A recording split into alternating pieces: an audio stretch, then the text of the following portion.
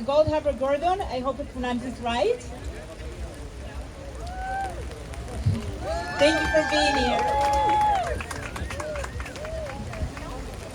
In our synagogue, to either side of the ark where the beautifully dressed Torah sits, is a flag, as Ophir told us. On one side, the red, white, and blue of this here United States of America. And on the other side, Kachol v'Lavan for Medinat Yisrael. Some people sometimes challenge that. How can you be loyal for two countries? I never understood this question. I have two parents. I love them both. I have 3 children. I love each one equally and uniquely. I love America. I love Israel. When you love someone, you feel joy in their successes. We have a great word for that in Yiddish, nachas, nachad in Hebrew. And with Israel, the nachas is so easy.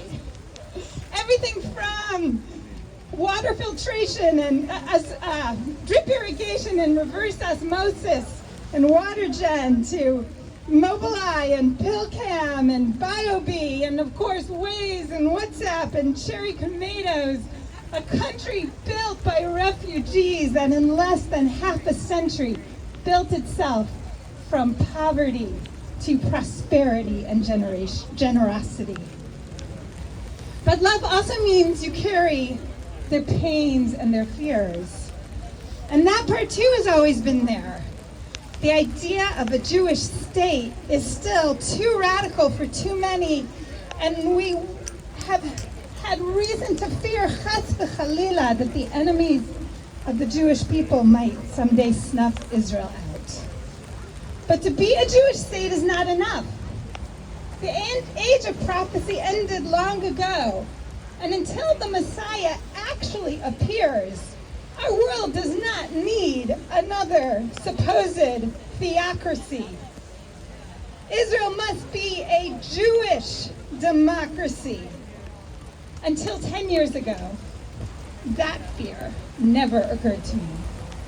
So long as Israel survived, I was certain that it would be a democracy, as certain as I was in America's democracy. But today, for both of my countries, the unimaginable now seems frightfully possible. In the synagogue, we begin every Torah service with the words of the prophets Isaiah and Micah, Ki mitzion tetzei Torah. Torah will emerge from Zion, not from Sinai, from Zion. Torah is not just the still words on a page, it is the living, dynamic interpretation that millions of minds and voices bring to life every day. And we end every prayer service with the words of the prophet Zechariah, Vayom ha'hu yeh Adonai echad. And that day, and only on that day, the day of redemption, God will be one. God's oneness is infinite and beyond comprehension. It is not a oneness that demands mindless, monolithic obedience. It is a oneness that generates enormous diversity. Marabu masecha Adonai. How numerous are your works, O God.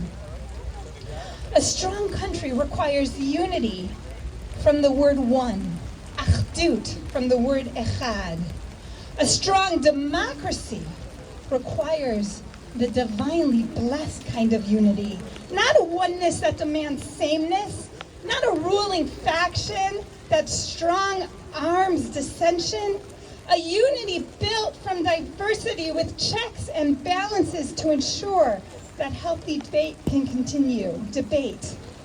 May all of Israel's citizens overcome the rifts that divide them and stand together in true achdut, a unity that respects every person as being created b'tselem, in God's image.